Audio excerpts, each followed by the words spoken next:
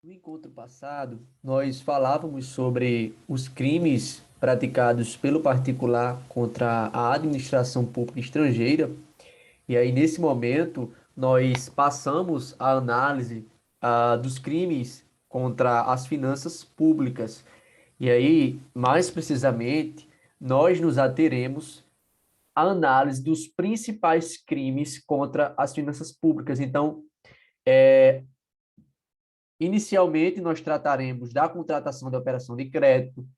Após isso, a inscrição de despesas não empenhadas em restos a pagar, a assunção de obrigação no último ano do mandato ou legislatura e, após esse crime, esse tipo penal, nós daremos um salto e analisaremos o tipo penal previsto no artigo 359-G, que trata do aumento de despesa total com pessoal no último ano do mandato ou legislatura. Então, basicamente, são esses tipos penais que nós analisaremos neste vídeo, beleza?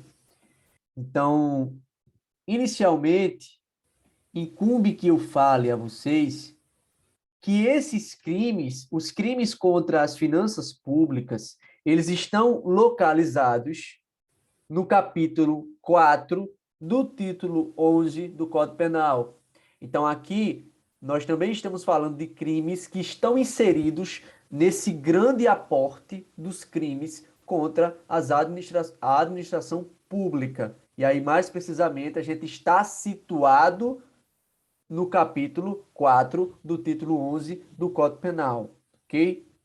E aí, vocês já podem perceber, assim como nós pontuamos quando tratávamos dos crimes contra a administração pública estrangeira, aqui é possível ver também que a numeração dos artigos é acrescida de letras, o que significa dizer, por conseguinte, que esses tipos penais, esses delitos, não estavam previstos originalmente no corpo do Código Penal. E aí, na verdade, esses tipos penais, cabe que eu frise, só foram inseridos com o surgimento, com a emergência da Lei 10.028 do ano 2000. Então, foi esta lei que foi responsável pela inclusão no Código Penal dos delitos contra as finanças públicas, ok? Cabe que eu enfatize também, muito importante neste ponto, que a Lei 10.028, a Lei 10.028 de 2000, ela surge no mesmo ano em que é elaborada a Lei de Responsabilidade Fiscal.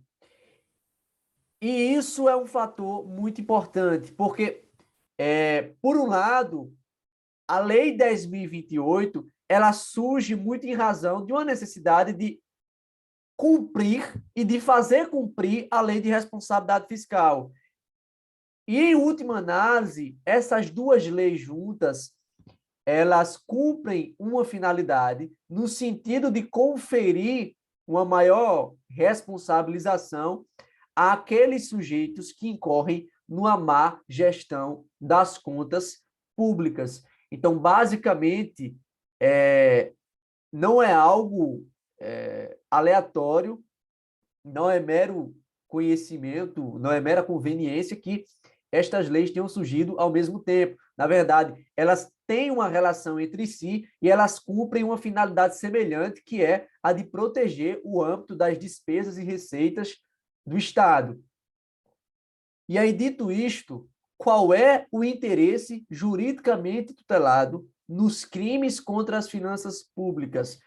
Aqui, muito fácil, muito simples.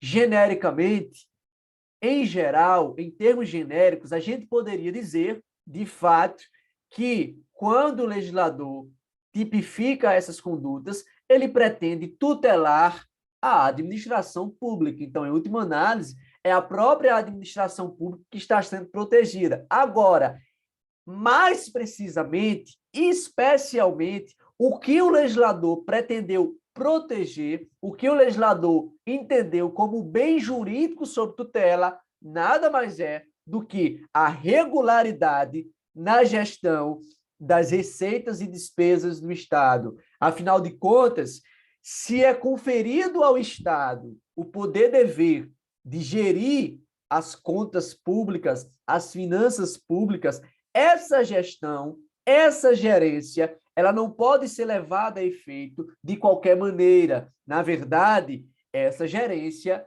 ela tem que estar em acordo, em consonância com a legalidade, com a probidade e com a moralidade no âmbito das finanças públicas. Então, em síntese, nós poderíamos dizer que o bem jurídico sob tutela nos crimes contra as finanças públicas é a regularidade, a moralidade, a probidade no âmbito das receitas e despesas do Estado, no âmbito das contas públicas do Estado. Ok? Algo que geralmente os manuais não dizem e que eu queria dizer aqui é que esse capítulo do Código Penal, o capítulo 4 do título 11, ele consagra um claro elo de interseção, um manifesto elo de interseção entre o direito penal e o direito financeiro. Isso se dá por duas razões. A primeira é óbvia, afinal de contas, tanto o direito financeiro quanto este capítulo específico do Código Penal pretendem proteger, pretendem tutelar as contas públicas, pretendem tutelar a gerência, a forma como se administra as despesas e as receitas do Estado. Este ponto é indiscutível.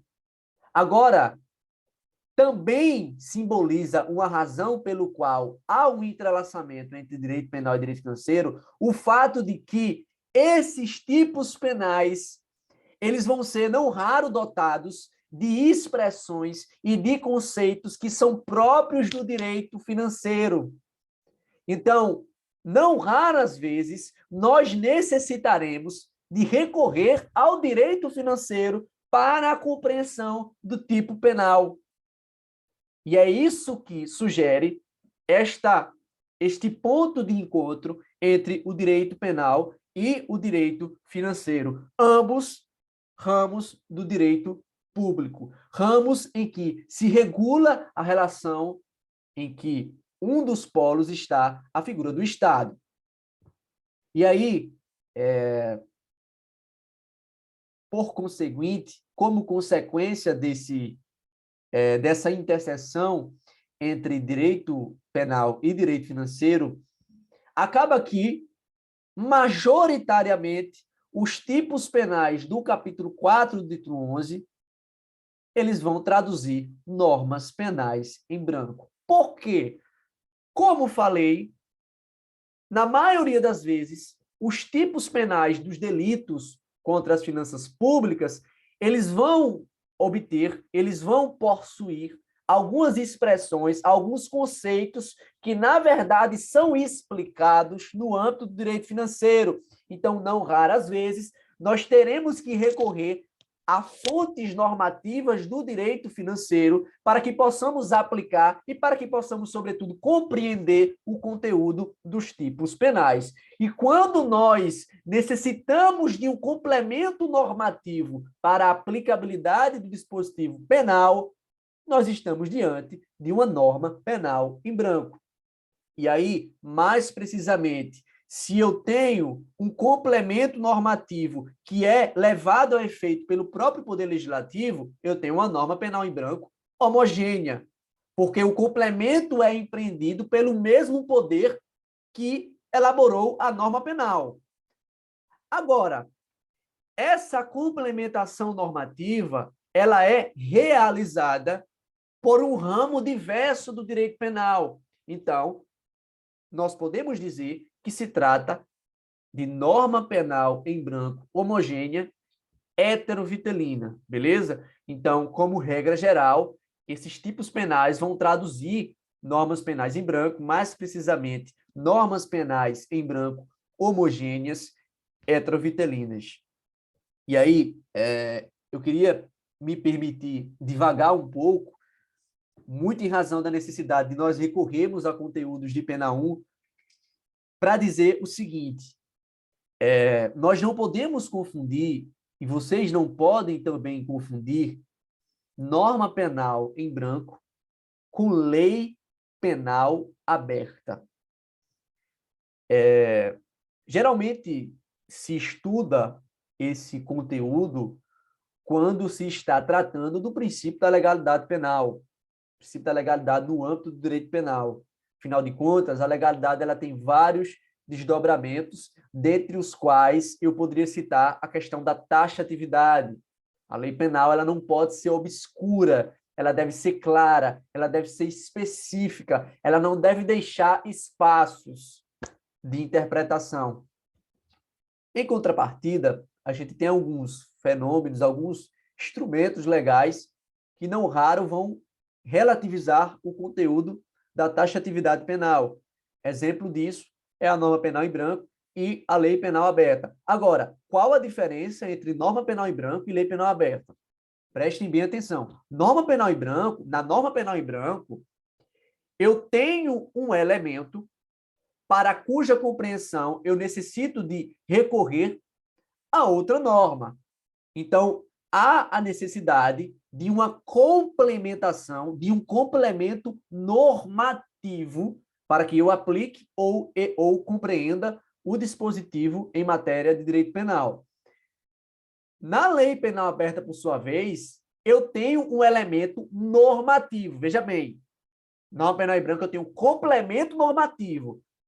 Na lei penal aberta eu tenho um elemento normativo para cuja compreensão há a necessidade de uma valoração, de um juízo valorativo empreendido pelo juiz no caso concreto. Então, se na norma penal em branco a gente tem um complemento normativo, na lei penal aberta a gente tem um complemento valorativo que é empreendido pelo juiz no caso concreto. Então, qual é o exemplo de uma norma penal em branco? Mais precisamente, qual é o exemplo de um elemento normativo? Porque toda vez que eu tiver um elemento normativo, eu tenho uma lei penal aberta, não é isso? Então, imagine, por exemplo, o crime de homicídio. A gente vai ter lá entre os tipos acessórios do crime de homicídio a ideia de que também é crime o homicídio culposo. Mas, afinal de contas, o que é a culpa? É interessante que vocês entendam que, muito embora a doutrina ela dissemine a ideia de que os elementos subjetivos do tipo penal é o dolo e a culpa ela não é um elemento subjetivo. A culpa ela é compreendida pela ausência de um dever objetivo de cuidado. Então, é o próprio juiz, no caso concreto, que irá emitir o juízo de valor no sentido de perceber se houve ou não uma infração do dever objetivo de cuidado. Portanto, falar em conduta culposa significa falar também em lei penal aberta, uma vez que se exige um complemento valorativo por parte do juiz, em razão da necessidade, em razão da existência de um elemento normativo, o elemento culpa. A gente pode ter outros exemplos também, como quando a lei faz uma menção à justa causa. A ausência de justa causa, sem justa causa. Então, é o juiz, no caso concreto, que irá valorar nesse sentido. Então, é muito importante que vocês não confundam complemento normativo, que é o que está presente na norma penal em branco, e elemento normativo, que é o que está presente na lei penal aberta. Beleza? Tranquilo, né? Então, passadas essas noções acerca de direito penal 1, acerca de teoria geral, eu acho que a gente poderia dar início à análise jurídico-dogmática dos tipos penais, não é isso? Então, inicialmente, o artigo 359-A irá preconizar o seguinte: ordenar, autorizar ou realizar operação de crédito, interno ou externo, sem prévia autorização legislativa. Inicialmente, nós podemos dizer que temos aí um tipo misto alternativo, uma vez que o legislador ele prevê 3 verbos núcleos alternativamente. Então, todas as vezes que nós temos um tipo misto alternativo, nós podemos dizer que o cometimento de mais de um verbo núcleo pelo agente, no mesmo contexto fático, constitui crime único. Então, não há que se falar em concurso de crimes no cometimento de mais de um verbo núcleo. Beleza? Então, gravem isso. Outra questão relevante dentro desse tipo penal é a ideia de operação de crédito. Vocês já podem perceber e já devem perceber que operação de crédito, acima de tudo, constitui o objeto material do crime. Afinal de contas, o que é que se ordena? O que é que autoriza-se? O que é que se realiza? A operação de crédito. Portanto, a operação de crédito é a coisa sobre a qual recai a conduta do agente. Então, acima de tudo, deve-se destacar que a operação de crédito é o objeto material do crime. Mas, afinal de contas, o que é operação de crédito? E, para isso, como eu já havia enfatizado a vocês, é necessário que nós recorramos a uma fonte normativa própria do direito financeiro. E, neste caso aqui, é a Lei de Responsabilidade Fiscal. Mais precisamente, o artigo 29.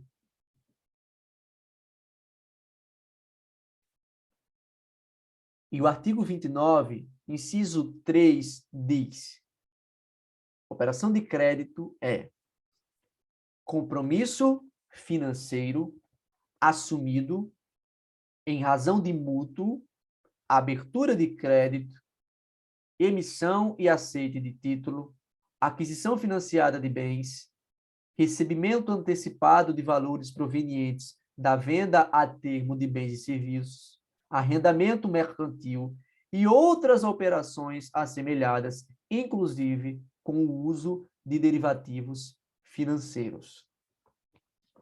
Em síntese, nós poderíamos dizer que operação de crédito não é outra coisa senão aquele ato mediante o qual a administração pública ela adquire recursos, ela obtém recursos junto a instituições ou a uma instituição financeira, seja ela oficial, seja ela privada, seja ela no âmbito interno do país, ou seja ela no âmbito internacional.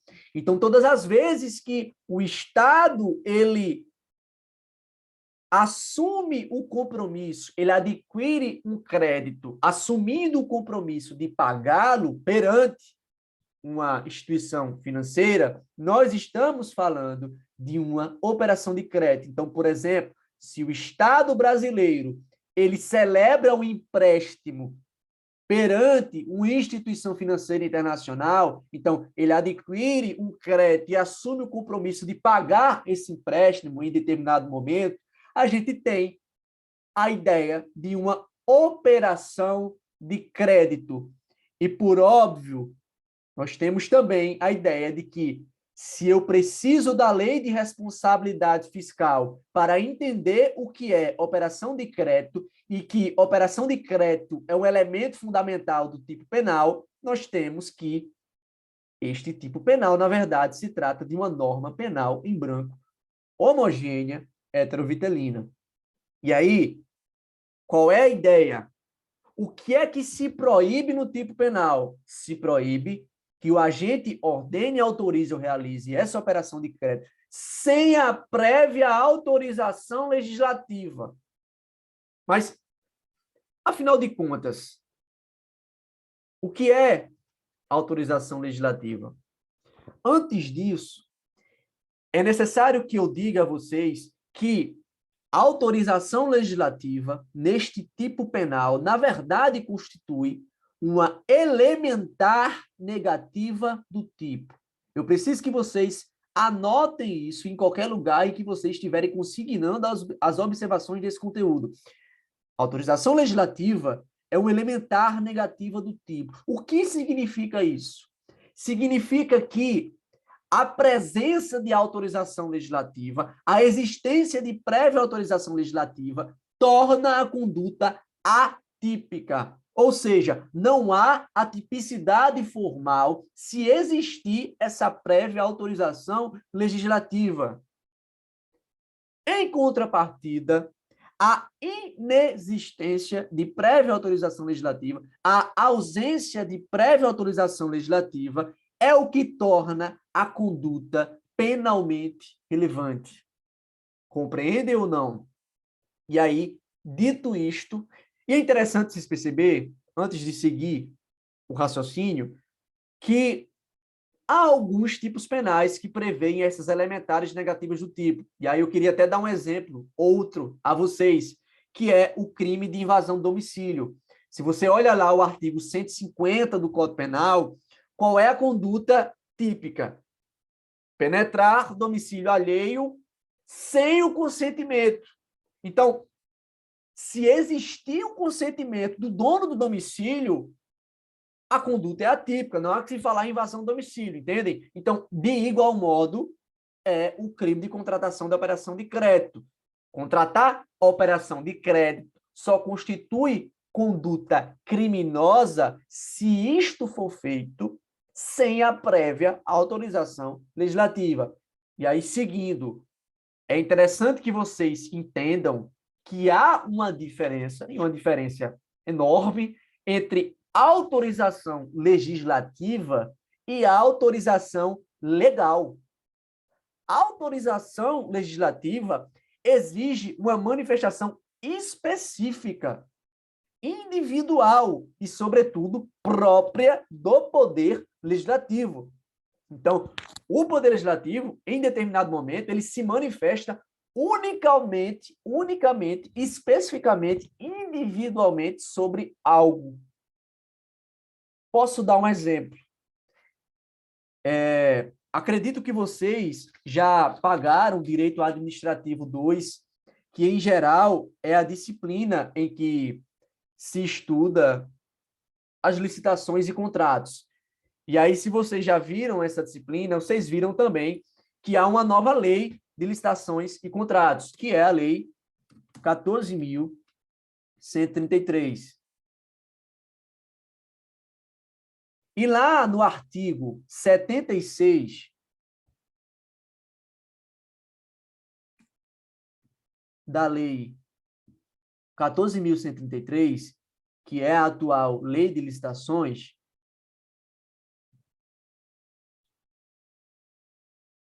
aqui, a gente vai ter uma previsão nos seguintes termos.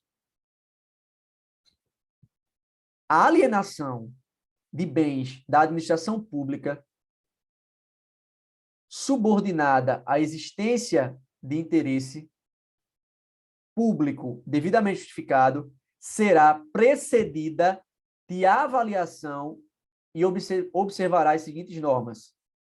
Percebam, a gente está falando aqui da alienação de bens da administração pública. O que é alienação? É a transferência do domínio de algo. Então, aqui a gente está falando de uma hipótese em que a administração ela transfere o domínio de um bem público, de um bem da administração pública para um terceiro. E aí, o inciso 1 diz o seguinte: tratando-se de bens imóveis, inclusive os pertencentes às autarquias e às fundações, exigirá autorização legislativa. Então, o que significa isso? Todas as vezes em que a administração pública ela buscar alienar um bem imóvel, ela vai ter que consultar a autorização do Poder Legislativo. Então, o Poder Legislativo ele vai se manifestar especificamente para isso. Então, irá chegar a pauta do Poder Legislativo, no Parlamento, e eles irão votar se autorizam ou não essa alienação desse bem imóvel da administração pública. Então, percebam que não há aqui uma norma jurídica, há uma manifestação própria, específica, individual do Poder Legislativo. Compreendem? Por outro lado, autorização legal constitui uma previsão normativa, uma previsão constante de um texto legal que possui uma menção permissiva quanto a determinado ato ou conduta. Então, falar em autorização legal significa falar em uma permissão que está prevista em um texto legal. Então, é a própria norma jurídica que permite a realização da conduta, que autoriza a realização da conduta, o que é muito diferente de autorização legislativa. Então, gravem, a autorização legislativa é a manifestação do Poder Legislativo e a autorização legal é uma manifestação da lei, do texto legal. É o texto legal que define a permissão a respeito de determinada conduta, beleza? Então, é importante que vocês notem que neste tipo penal nós estamos falando de autorização legislativa. Então, o Poder Legislativo, o Parlamento, ele vai se manifestar a respeito dessa operação de crédito, se autoriza ou se não autoriza a sua realização, ok? E aí, qual é a ideia?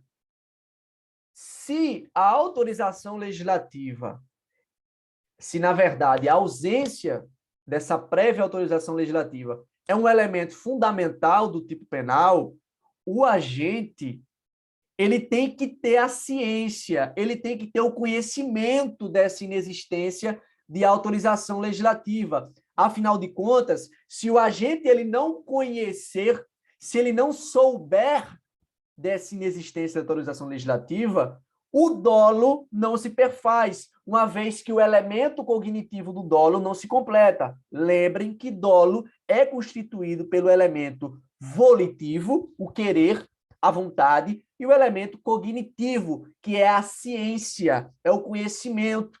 E para que o dolo se concretize, é fundamental que o sujeito tenha a plena ciência de todos os elementos do tipo penal.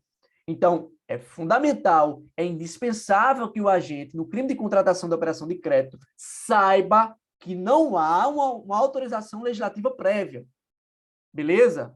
Tranquilo, né? Porque, afinal de contas, se eu excluo o dolo, o sujeito, ele, em regra, só vai poder ser responsabilizado a título de culpa. E nesse crime não há previsão da modalidade culposa. E se, portanto, o sujeito não agiu com dolo, e se não há modalidade culposa, não há que se falar em crime, uma vez que no direito penal brasileiro não se admite responsabilidade penal objetiva. O que significa isso?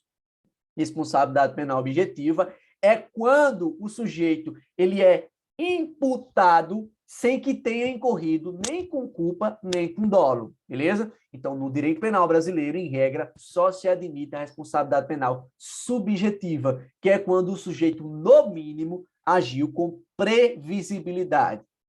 Tranquilo? Sigamos. Então, dito tudo isto, analisados os elementos do tipo penal, é interessante que vocês notem o preceito secundário, que traz uma pena de reclusão de 1 a 2 anos. Ou seja, nós temos uma infração de menor potencial ofensivo. Afinal de contas, a pena máxima ela não ultrapassa 2 anos, e esse é o requisito necessário para que nós possamos falar em uma infração de menor potencial ofensivo. Então, em sendo uma infração de menor potencial ofensivo, esse crime ele será regulado pelas disposições da lei do GCRIM, a Lei 9099, a lei que institui os juizados especiais criminais. Então, o agente que comete esse crime, ele vai fazer jus aos benefícios do GCRIM. E, para além disso, também vai fazer jus à própria suspensão condicional do processo, uma vez que a pena mínima ela é igual a 1 ano. Então, interessante que vocês consignem isso em suas respectivas anotações. No parágrafo único, o legislador diz o seguinte: incide na mesma pena quem ordena, autoriza ou realiza operação de crédito interno ou externo. Inciso 1. Com observância de limite, condição ou montante estabelecido, com inobservância de limite, condição ou montante estabelecido em lei ou em resolução do Senado Federal. Inciso 2. Quando o montante da dívida consolidada ultrapassa o limite máximo autorizado em lei. Então, qual é a ideia aqui? O legislador, claro, ele enuncia uma forma equiparada do crime, mas qual é o conteúdo dessa forma equiparada? Ora, percebam que na forma equiparada do crime, diferentemente do caput, há tanto autorização legislativa quanto também autorização legal. Então, não há aqui uma inexistência de autorização legislativa. Aqui o sujeito, ele tem autorização legislativa para ordenar ou para realizar a operação de crédito. O que ocorre é que quando esse sujeito o faz, quando ele realiza essa operação de crédito, ele ultrapassa o limite estabelecido pela lei. Então, imaginem, por exemplo, que a lei estabeleça que a operação de crédito não possa ultrapassar a quantia de 200 milhões. Imagine, por exemplo, que o agente público ultrapassa esse montante. Então, ainda assim, em que pese haja uma autorização legislativa, o sujeito ele incorrerá no crime do artigo 359-A, uma vez que ele ultrapassa, ele excede esse limite legal, ok? O que eu mais poderia dizer? Sim, o sujeito ativo do crime. Ora, quem pode cometer este delito?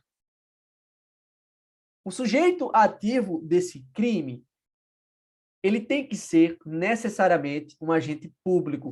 E, além disso, esse agente público, ele tem que possuir a atribuição, a competência para praticar uma das condutas descritas no tipo penal. Então, é necessário que seja agente público, mas isso não é o bastante. Não basta ser agente público.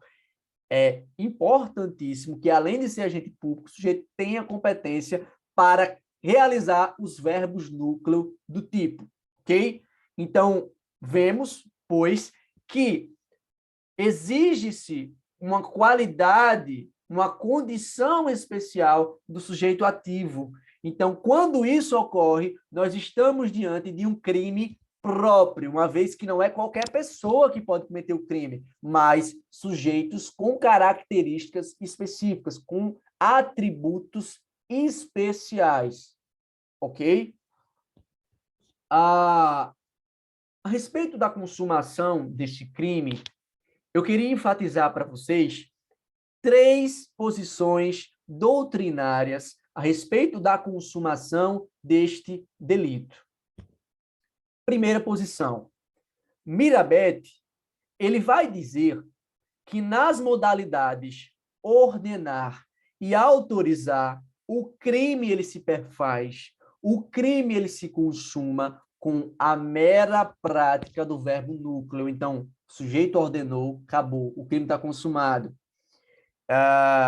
Por sua vez, Mirabete vai dizer que na forma realizar, na modalidade realizar a operação de crédito, há a necessidade para a consumação do crime da efetiva execução dessa operação de crédito. Então, portanto, para que haja a consumação do crime na modalidade realizar, é indispensável que haja a efetiva execução dessa operação de crédito. Então, nessa modalidade, a gente está falando de um crime material. Agora, na modalidade ordenar e autorizar, a gente tem um crime formal, ok?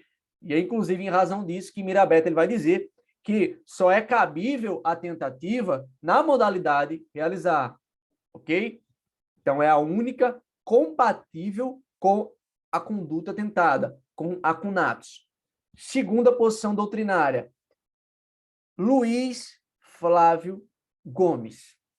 Luiz Flávio Gomes, ele vai dizer que o crime, ele não se totaliza, ele não se perfaz, ele não se consuma sem que haja o desequilíbrio orçamentário ou das contas públicas. Então, para que se possa falar na consumação do delito, há que se ter o efetivo desequilíbrio das contas públicas. É um posicionamento bem peculiar de Luiz Flávio Gomes.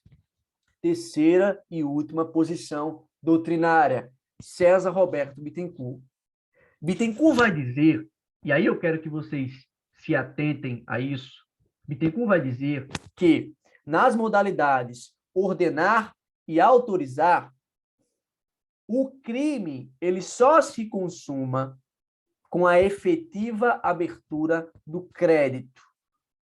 E aí Bittencourt vai dizer que assim o é, porque só a efetiva abertura do crédito poderia sugerir um risco ao bem jurídico tutelado.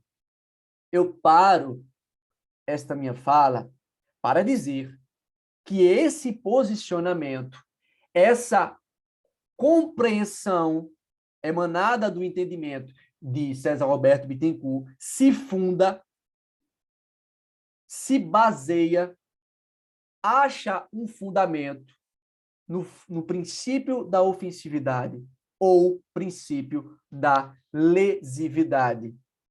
O que é que diz o princípio da ofensividade? Ora,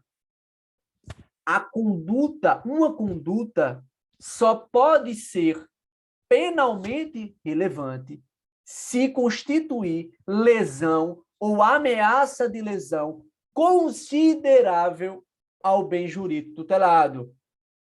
E aí, qual a ideia?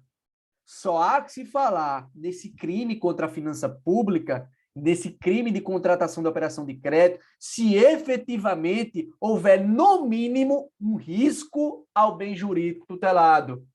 Essa é a ideia preconizada por Bittencourt. Então, para Bittencourt, só a efetiva abertura desse crédito poderia implicar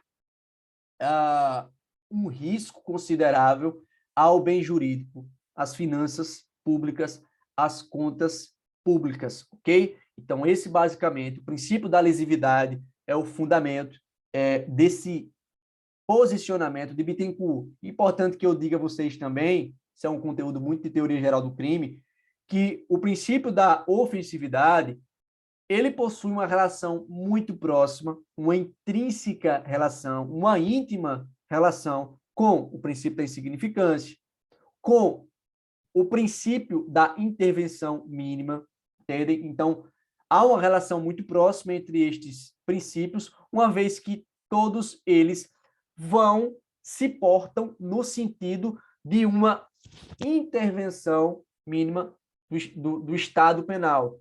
Então, pressupõe-se que o Estado só adentre a seara dos crimes, só tipifique condutas, só criminalize ações quando for estritamente necessário. Somente quando não for possível a pacificação dessas condutas por meio de outros ramos do direito. Então, portanto, que vocês relacionem sempre a questão da ofensividade com a intervenção mínima e com o próprio princípio da insignificância, ok? E aí, para fechar o entendimento de Bittencourt, como falei, nas modalidades ordenar e autorizar, ele entende dessa forma. Agora, na modalidade realizar, ele entende que se trata de um crime material, e aí somente se consuma com efetiva celebração dessa operação de crédito. Detalhe, Bittencourt ele entende que nas três modalidades, ordenar, autorizar e também realizar, há a possibilidade de se fracionar o intercrimes, de se fracionar a execução. Então, para ele, se trata de um crime plurissubsistente. E sendo um crime plurissubsistente, há a possibilidade, admite-se a conatos, admite-se a conduta tentada. Então, para ele, é uma posição bem peculiar de Bittencourt, há a possibilidade, teoricamente, de tentativa nos três verbos núcleos, nas três modalidades de conduta, ok? E aí, com isso, eu finalizo a análise desse tipo penal e a gente passa a análise do artigo 359-B, que diz o seguinte: vejam que trata do crime de inscrição de despesas não empenhadas em restos a pagar. O que diz o artigo 359-B?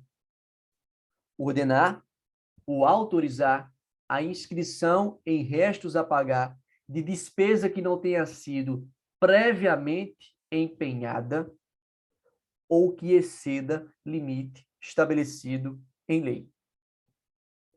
Primeiro ponto. É um tipo plurinuclear. É um tipo misto alternativo. É um crime de conteúdo variado, assim como o tipo penal anterior. Então, o legislador ele expressa dois verbos núcleo alternativamente, e em razão disso a gente poderia dizer que o cometimento de ambos os verbos núcleo pelo mesmo agente, no mesmo contexto fático, configura crime único. Não há que se falar em concurso de crimes. Essa ideia está tranquila, né? Mas o que eu queria enfatizar mesmo neste tipo penal não é outra coisa senão o que é inscrição em restos a pagar. É importante que eu diga que quando nós estamos falando, e aí me permitam fazer essa divagação, que é até importante para a compreensão do conteúdo, então é importante que eu enfatize a ideia para que vocês compreendam a ratio legislativa. Então, o direito financeiro, ele tem uma profunda relação com outros ramos do direito. Por exemplo, o direito financeiro está muito relacionado com o direito administrativo. O direito financeiro está muito relacionado com o direito constitucional. Também pode-se dizer que há uma relação, minimamente, do direito financeiro com o direito tributário, uma vez que o direito financeiro regula as receitas públicas e, dentre as receitas públicas, a gente tem as receitas tributárias. E também há uma íntima relação entre direito financeiro e contabilidade pública. Por conseguinte, em última análise, há uma relação entre o direito financeiro e a própria contabilidade. Por que eu estou dizendo tudo isto? Porque, para que vocês entendam o que é rédios a pagar, acima de tudo, é interessante entender noções básicas de contabilidade. Eu não sei se alguém aqui já teve contato com contabilidade, ou está tendo, ou já ouviu falar, mas quando a gente está falando em gestão de despesas e receitas, a gente está falando de contabilidade em termos gerais. E aí, vamos imaginar a operação mais básica da contabilidade, o balancete patrimonial, que, em geral, é a mesma estrutura adotada em outras operações contábeis. E o balancete patrimonial, ele funciona da seguinte forma. Eu queria até ter um quadro para poder explicar isso aqui. E eu queria estar, inclusive, presencial explicando isso para vocês, porque é muito melhor. Mas a ideia é o seguinte. O balanço patrimonial, imagine o seguinte desenho. Dividam a minha tela. Estou vendo a minha tela aqui, né? Com a minha imagem. Dividam a minha tela no meio. No meio. Desse lado é o ativo. Desse lado, o passivo. No ativo, a gente vai ter a parte positiva do balanço patrimonial. Ou seja, a gente vai ter, por exemplo, o estoque da empresa vai estar no ativo, o caixa da empresa, ou seja, aquilo que a empresa possui como dinheiro em caixa, guardado, vai estar no ativo. E aí, por outro lado, no passivo, a gente vai ter empréstimos a pagar, contas a pagar, ou seja, algumas coisas que oneram o patrimônio, né? Oneram o patrimônio da empresa ou mesmo do Estado. E aí, qual é a ideia? O balanço patrimonial, né, ativo e passivo, ele é composto por contas. A caixa é uma conta. Então, caixa, o que é que eu coloco na caixa? Eu coloco lá o valor que a empresa tem em caixa. A caixa é uma conta patrimonial. O estoque é também uma conta patrimonial. Por outro lado, no passivo, contas a pagar é uma conta patrimonial. Então, essa mençãozinha, essa expressão, por exemplo, a expressão empréstimos a pagar, conta patrimonial. Lucro líquido, conta patrimonial. Por que eu digo tudo isso? Porque restos a pagar, acima de tudo, é uma conta patrimonial. Então, quando o Estado ele estipula todo o seu balanço patrimonial, falando bem vulgarmente, então está lá o ativo e o passivo do Estado, das contas públicas, o resto a pagar é uma conta que vai estar prevista dentro desse balanço patrimonial. Beleza? Então, falar em escrever em restos a pagar significa registrar determinada coisa nessa conta restos a pagar. Tranquilo? Então, acima de tudo, vocês têm que entender que restos a pagar é uma conta patrimonial, é uma rúbrica, ok? Está prevista aí no fluxo de receitas e despesas do poder público. Então, por isso que eu digo que há uma relação muito próxima com a contabilidade pública e, sobretudo, com a própria contabilidade especificamente. Mas, afinal de contas, o que é restos a pagar em termos mais específicos? Ora, para compreender o que é restos a pagar, nós temos que recorrer à Lei 4.312, de 64. Vixe, foi essa lei mesmo? 4.320, de 64. Especificamente, no artigo 36, vai dizer o seguinte: consideram-se, veja que essa lei é uma lei em matéria de direito tributário, beleza? Então, novamente, a gente tem uma lei, direito tributário, não, direito financeiro. Então, novamente, a gente tem uma lei, uma fonte normativa de direito financeiro, complementando o tipo penal. Novamente, nós temos uma norma penal em branco, homogênea, heterovitelina. Mas, afinal de contas, o que é restos a pagar? O artigo 36, caput, vai dizer: restos a pagar consideram-se as despesas empenhadas, mas não pagas até o dia 31 de dezembro, distinguindo-se as processadas das não processadas. 31 de dezembro é quando fecha o exercício financeiro. Mas, afinal de contas, Christian, não entendi nada, porque, afinal de contas, o que é despesas empenhadas? O que é esse empenho das despesas? Novamente, teremos que recorrer a outro dispositivo dessa lei, mais precisamente o artigo 58, que vai dizer o seguinte: o empenho de despesa é o ato emanado de autoridade competente que cria para o Estado obrigação de pagamento pendente ou não de implemento de condição. O que significa isso? Significa que empenhar uma despesa numa primeira análise, em uma análise inicial, empenhar uma despesa, o empenho da despesa é um instrumento contábil que vai se prestar à documentação e o controle formal das despesas. Agora, especificamente, em síntese, em termos mais didáticos, o que é esse empenho da despesa? Empenhar a despesa significa quando o sujeito ele reserva o recurso do orçamento público para resgatar a despesa que ele assumiu. Ou seja, quando eu assumo uma despesa, eu tenho que previamente indicar a fonte de custeio dessa despesa. Entendem ou não? Então, o que é vedado pela lei é realizar essa despesa, é assumir essa despesa, essa obrigação financeira, sem o prévio empenho, sem ter previamente indicado a fonte de custeio para essa despesa, sem ter indicado a receita que irá cobrir, que irá garantir o pagamento dessa despesa. Entendem? Então, a priori, quando eu tenho, por exemplo, uma despesa que não foi paga no exercício financeiro, no exercício financeiro em que ela foi assumida, essa despesa ela vai para o outro exercício financeiro na conta restos a pagar.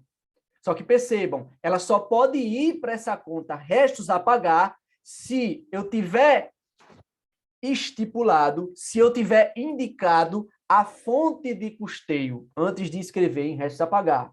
Entendem? Então, a conduta penalmente relevante é autorizar ou ordenar essa inscrição em restos a pagar de despesa que não tenha sido previamente empenhada, entendem? Então, você escreve nessa conta restos a pagar sem que você tenha indicado a respectiva fonte de custeio. É isso que o Código Penal, que o legislador entendeu como conduta típica, como conduta penalmente relevante. Agora, se a despesa não ter sido empenhada é um elemento fundamental do tipo penal, por óbvio, o agente ele tem que conhecer essa circunstância. O agente do crime ele tem que saber que essa despesa ela não foi previamente empenhada, porque, afinal de contas, se ele não souber, o dolo não se perfaz e, por conseguinte, não haverá que se falar em conduta delitiva, em conduta criminosa. Tranquilo? Beleza, né?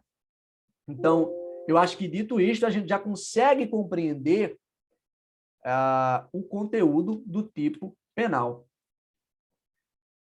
Mas pode ocorrer de eu autorizar a inscrição desses restos a pagar e de a despesa ela ter sido efetivamente empenhada.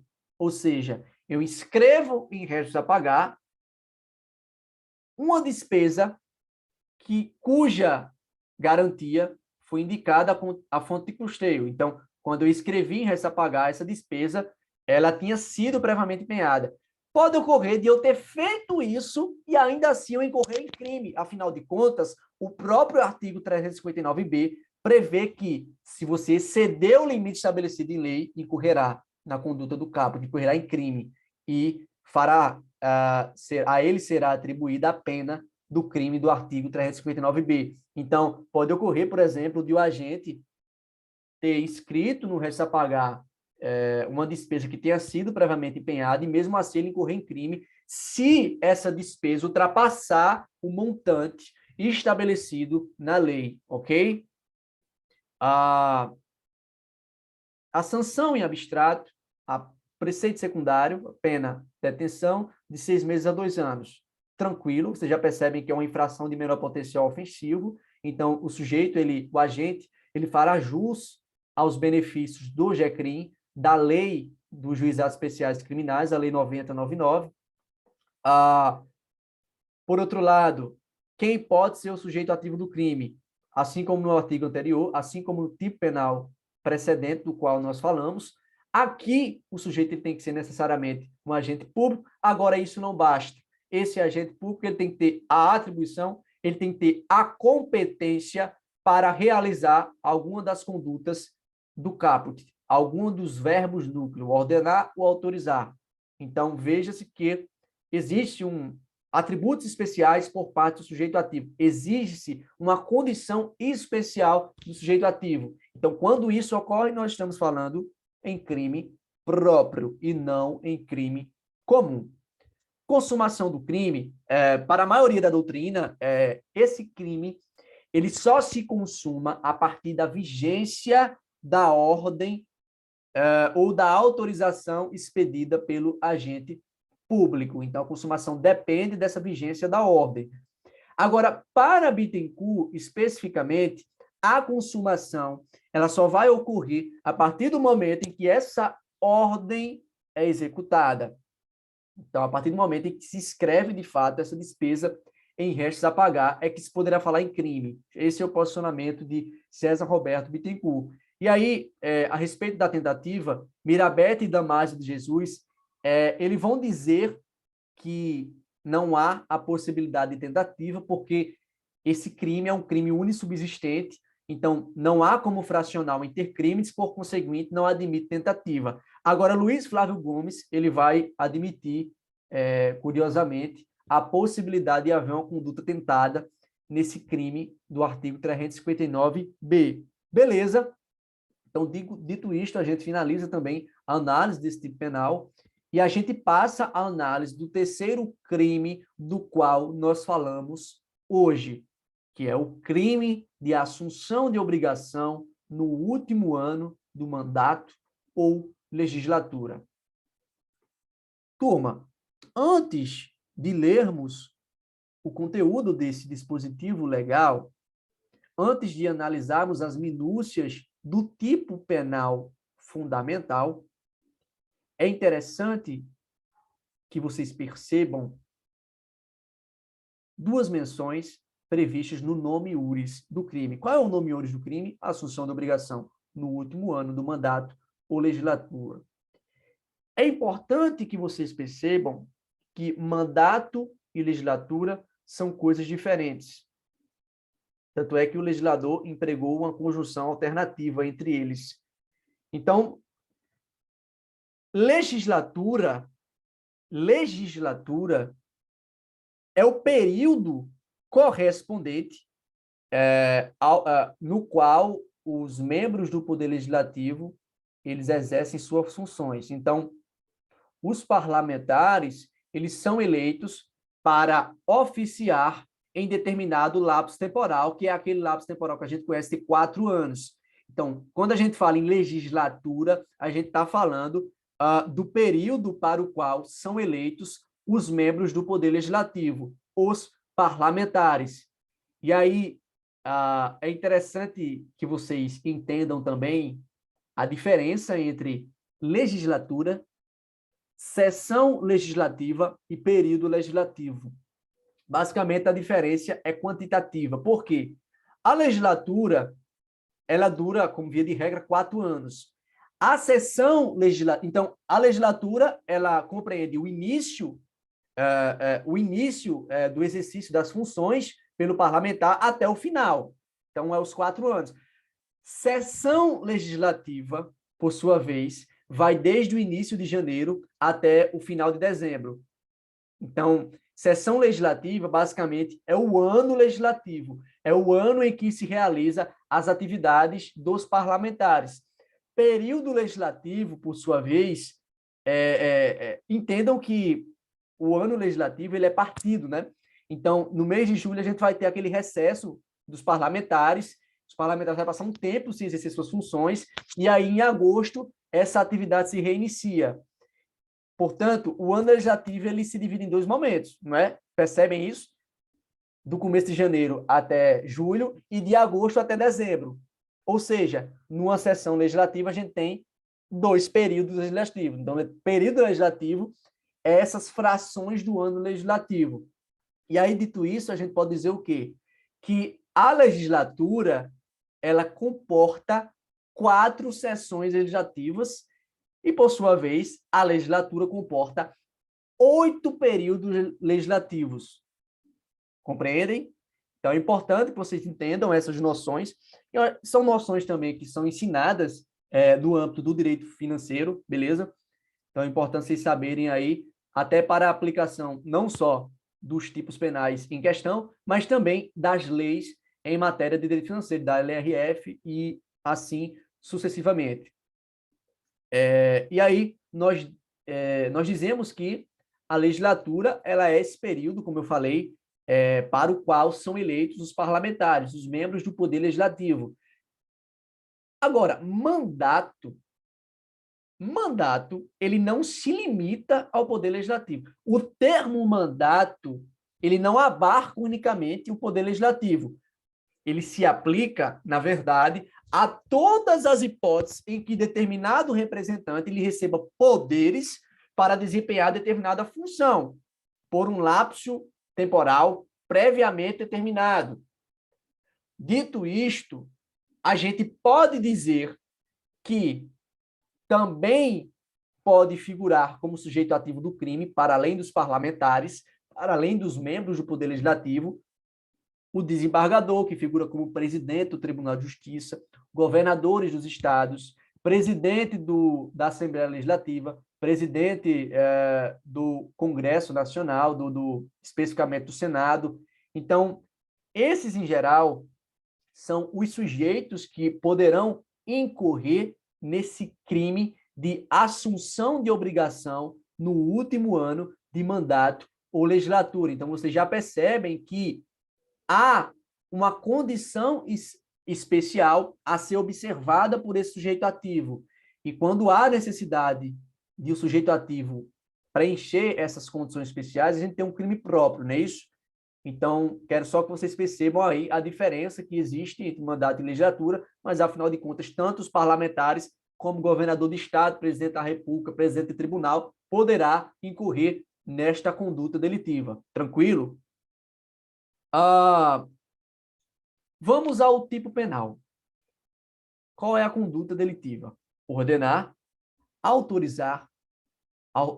ou autorizar a assunção de obrigação nos 2 últimos quadrimestres do último ano do mandato ou legislatura, cuja despesa não possa ser paga no mesmo exercício financeiro ou quando reste parcela a ser paga no exercício seguinte, que não tenha contrapartida suficiente de disponibilidade de caixa. Detalhe. Quero que vocês percebam que aqui há 2 hipóteses que fazem com que o sujeito incorra no crime. Primeira hipótese. O sujeito, ele assume uma obrigação cuja despesa não possa ser paga, não pode ser adimplida no mesmo exercício financeiro. Essa é a primeira conduta. Então, quando o sujeito ele assume, ele ordena ou autoriza essa assunção dessa obrigação e a despesa que ele assume não pode ser paga no mesmo exercício financeiro em que ele assumiu, ou seja, eu autorizei, sou governador do estado, por exemplo, hipoteticamente, e eu autorizo a assunção de determinada obrigação, sendo que o pagamento dessa despesa, o adimplemento dessa despesa, vai ultrapassar o exercício financeiro, ou seja, vai atingir o exercício financeiro subsequente. E lembrem, eu estou no último ano de mandato. Nessa hipótese, em havendo essa assunção de despesa que não pode ser paga no mês financeiro, a gente está falando do crime do artigo 359-C. Essa é a primeira hipótese. Segunda hipótese, o sujeito ele assume essa obrigação, essa despesa, e resta alguma parcela dessa despesa a ser paga no exercício financeiro subsequente. E não há contrapartida suficiente de responsabilidade de caixa para garantir o pagamento dessa parcela que sobrou para o exercício financeiro subsequente. Essa segunda hipótese nos diz 2 coisas. Primeiro, que o sujeito ele tem que o sujeito ele pode assumir uma despesa que ultrapasse o exercício financeiro subsequente, nessa hipótese, desde que a parcela a ser paga restante tenha uma contrapartida suficiente. E diz também, no segundo plano, que se não existir essa contrapartida, ele incorrerá em crime. Então, nessa segunda hipótese, há um tom permissivo e há um tom proibitivo. Afinal de contas, a hipótese diz que eu até posso assumir essa despesa que ultrapasse o exercício financeiro, desde que reste uma ou outra parcela que possa ser garantida através de uma contrapartida, através de uma disponibilidade de caixa. Agora, o que é essa disponibilidade de caixa? É interessante que vocês entendam que essa contrapartida exigida na lei, exigida no tipo penal, ela não se refere à mera disponibilidade de dinheiro no orçamento subsequente. Então, aqui, o legislador não quis dizer, basta que no exercício seguinte tenha dinheiro sobrando para pagar essa despesa restante, essas parcelas restantes. Não é isso que o legislador quis dizer. Na verdade, é necessário que, com a inscrição do resto a pagar, porque percebam, Christian, eu aprendi que se o sujeito assume uma obrigação no exercício corrente e essa obrigação ela vai passar para o exercício subsequente, ela entra no restos a pagar, né? Agora, para que eu inscreva em restos a pagar, eu preciso empenhar essa despesa, né? Então, nessa hipótese aqui, pessoal, o legislador quis dizer o seguinte: ora, você até pode ultrapassar o exercício, a despesa para o exercício seguinte, alguma parcela ou outra. Agora, você tem que ter indicado antes, previamente, a fonte de custeio para garantir o pagamento dessa despesa. Então, você tem que ter empenhado essa despesa para que você possa inscrever em restos a pagar e para que você possa, inclusive, ter uma conduta juridicamente, aceita e não incorrer nesse crime em questão. Então, percebam que há essas duas hipóteses nas quais o sujeito pode incorrer por força do artigo 359-C. Agora, nenhuma dessas hipóteses é penalmente relevante, nenhuma delas, se o sujeito ele não preencher o elemento temporal do tipo penal. Qual é o elemento temporal? Ora, o sujeito ele só vai incorrer nesse crime se ele efetivamente ordenar e autorizar essa assunção de obrigação nos dois últimos quadrimestres do último ano do mandato ou legislatura.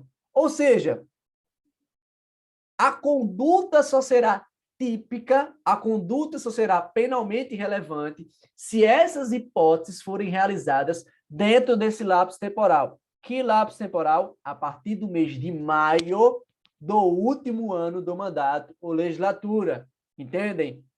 Então, isso significa dizer que se eu, por exemplo, eu sou, hipoteticamente, o presidente do tribunal, desembargador que preside o tribunal, e eu assumo uma obrigação cuja despesa ela vai ultrapassar o exercício financeiro, ou seja, essa despesa vai atingir o exercício financeiro subsequente, se eu fiz isso no mês de abril, show de bola, não há que se falar em crime. Agora, se eu faço isso no mês de maio, a partir do mês de maio, a conduta é considerada como crime, é considerada como delito. Então, percebam que esse elemento temporal, não raro, é o que vai definir a tipicidade da conduta.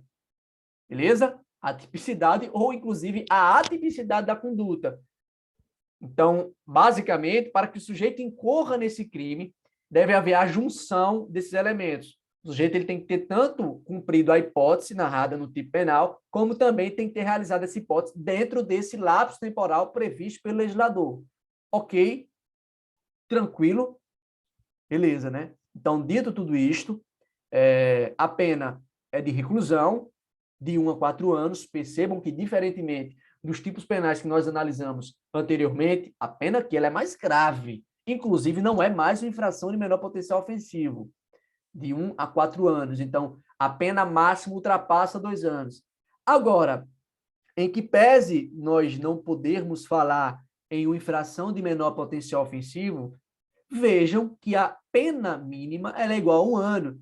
Então, a despeito de o sujeito não fazer jus aos benefícios do GCRIM, ele poderá ser agraciado, a ele poderá ser garantida a suspensão condicional do processo nos termos do artigo 89 da lei do GCRIM. Então, haverá a possibilidade aqui da aplicação dessa suspensão condicional do processo, beleza?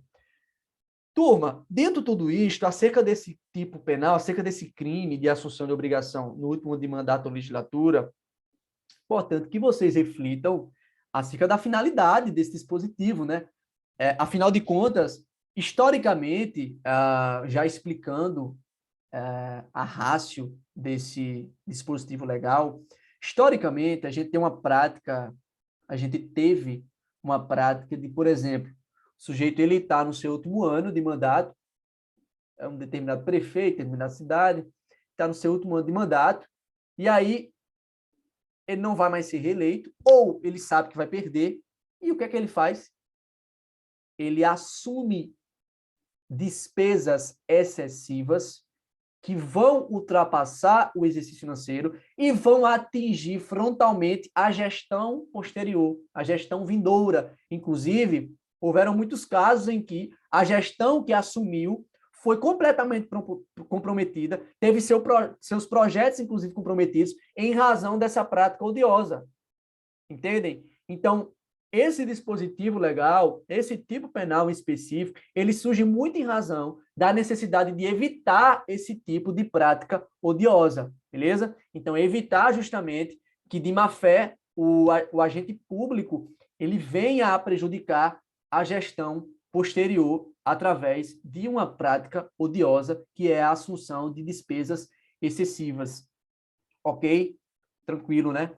E aí, neste ponto, a gente vai dar um salto do artigo 359-C para o artigo 359-G. Por que isso, Christian? Porque ambos os crimes têm uma intrínseca relação. Esses crimes estão completamente relacionados e, inclusive, nós devemos fazer o estudo desse crime do artigo 359-G comparativamente ao crime anterior do qual nós falávamos. Entendem? Então, aqui, o nome iuris do crime ele é muito semelhante, mas há peculiaridades.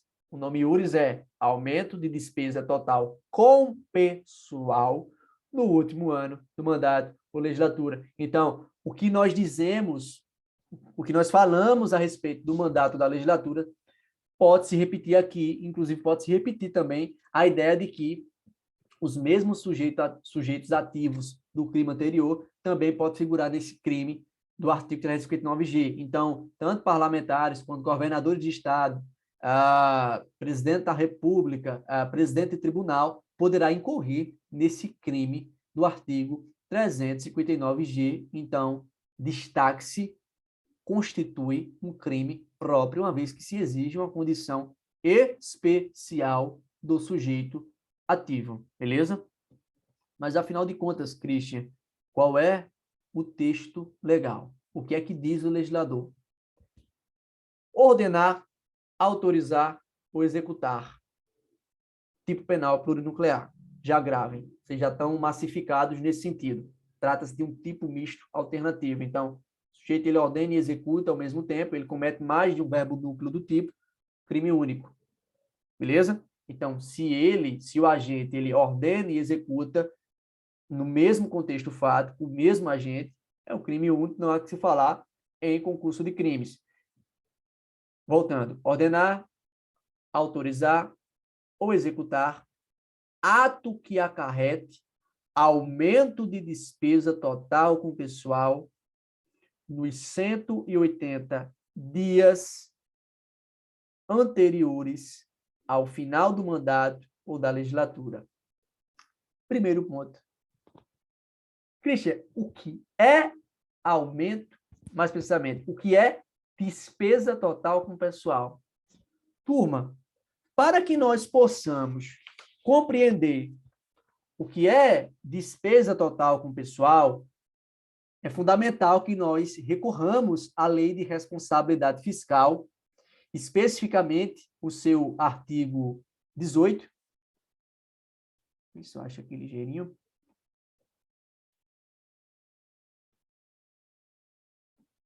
O artigo 18, ele vai dizer o seguinte, da Lei de Responsabilidade Fiscal, ok?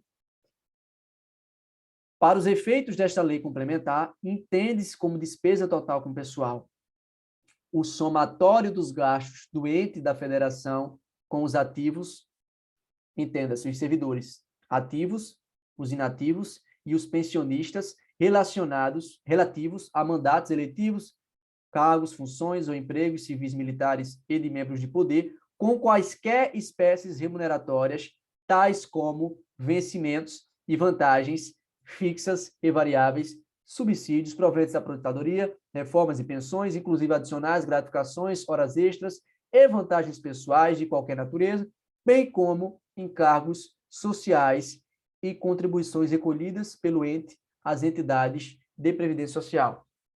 Primeiro ponto. Aqui, nós também temos uma norma penal em branco, homogênea, heterovitelina. Por quê? Porque a aplicabilidade, a compreensão do tipo penal depende de um complemento normativo Complemento este que vai ser oriundo, inclusive, de uma fonte do direito tributário, de uma fonte normativa do direito tributário. Especificamente, a gente vai precisar recorrer à lei de responsabilidade fiscal para poder entender o que é despesa total com pessoal. Então, temos uma norma penal em branco homogênea heterovitelina. Segundo ponto, se no crime anterior a conduta delitiva estava relacionada à assunção de obrigação, de despesa de modo geral, aqui a despesa é especialmente com pessoal. A despesa está relacionada de modo específico, de modo mais preciso, com o pagamento ou custeio dos funcionários do poder público, dos servidores ativos e inativos. Beleza? Então, basicamente, é as despesas relacionadas com o pessoal que integra a administração, que integra o próprio Estado, ok? Então, pelo princípio da especialidade, se essa assunção da obrigação é especificamente relacionada a uma despesa total com o pessoal, a gente deixa de aplicar aquele dispositivo e aplica especificamente o artigo 359-G. Tranquilidade? Beleza, né?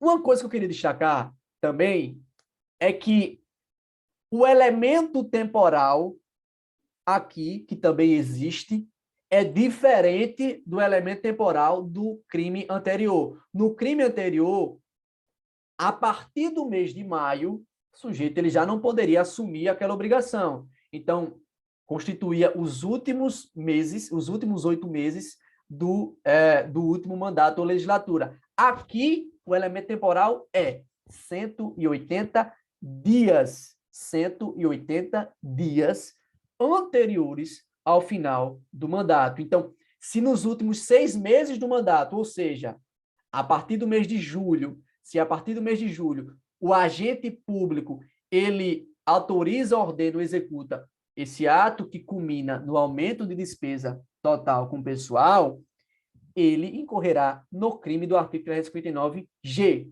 Beleza? Por força do princípio especializado da especialidade em razão dos elementos especializantes aqui presentes. Tranquilo? Turma, eu queria enfatizar algo que geralmente eu não digo, que está muito relacionado com os conteúdos de Penal 1. Observem que as condutas são ordenar, autorizar ou executar. Pode ocorrer, como eu falei, de o mesmo sujeito que ordena, executa. Nada impede. Agora, não raras vezes, na verdade, na maioria das vezes, esse sujeito que executa, ele executa em razão de uma ordenação, de uma ordem de um superior hierárquico. Beleza? Então, há uma ordem de um superior hierárquico, por exemplo, imaginar o governador do estado ordena e o sujeito específico ele executa esse ato. Outro agente executa esse ato. Turma, muita atenção, porque nessa conduta executar, em se tratando do sujeito que executa em razão de uma ordem que recebeu do superior hierárquico, a gente poderá ventilar, na condição de advogados, na condição de defensores, a gente poderá ventilar a ideia de obediência à ordem hierárquica não manifestamente ilegal.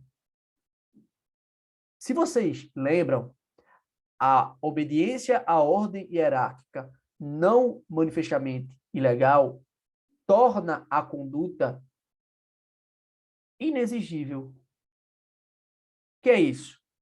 Essa obediência à ordem ilegal, não manifestamente ilegal, ela constitui um excludente da inexigibilidade de conduta diversa.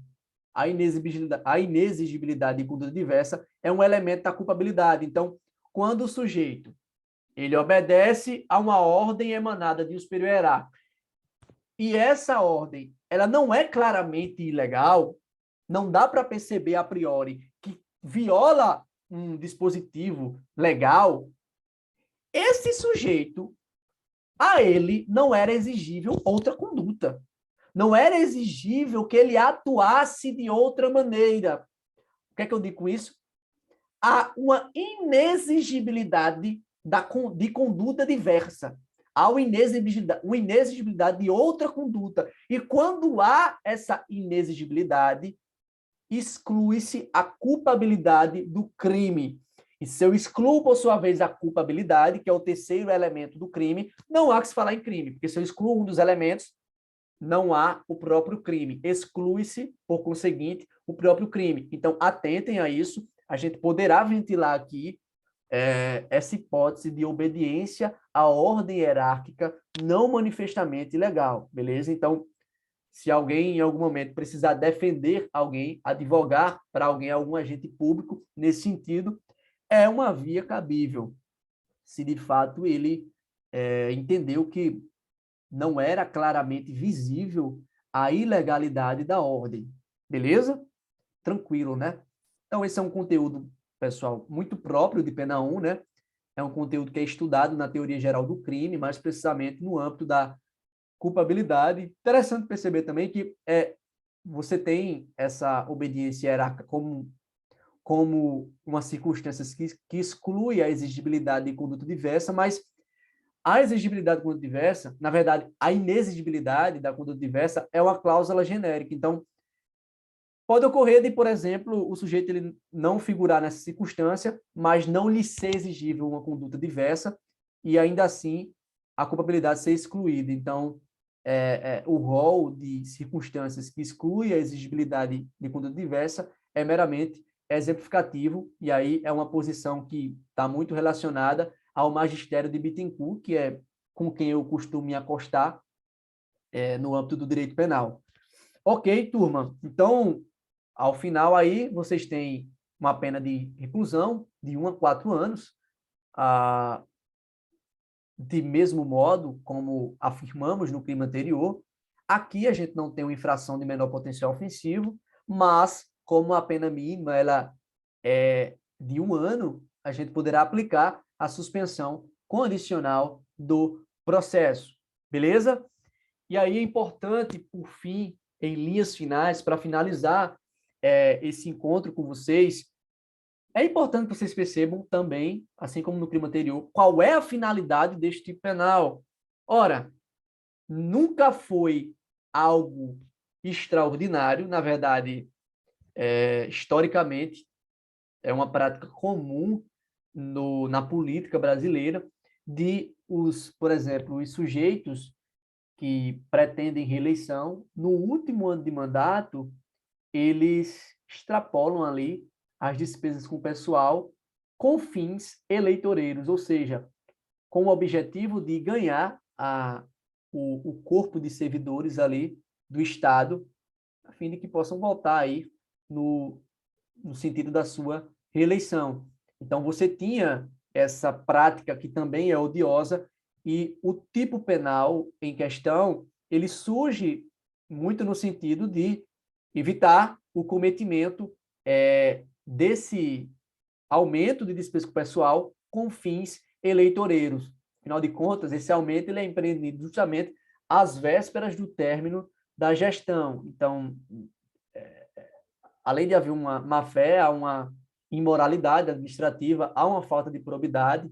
Então, é isso, basicamente, que o tipo penal pretende evitar e também pretende proteger a ideia da regularidade no âmbito das finanças públicas. Especificamente aqui, fica muito latente a questão da moralidade no âmbito das contas públicas, no âmbito das finanças públicas. Ok, turma, então com isso eu finalizo esse encontro nosso falando sobre os principais crimes contra as finanças públicas. Eu espero, com sinceridade, que eu tenha sido claro, que eu tenha me feito claro, que eu tenha explicado pormenorizadamente os elementos dos crimes tratados hoje. Espero que vocês tenham compreendido a ideia.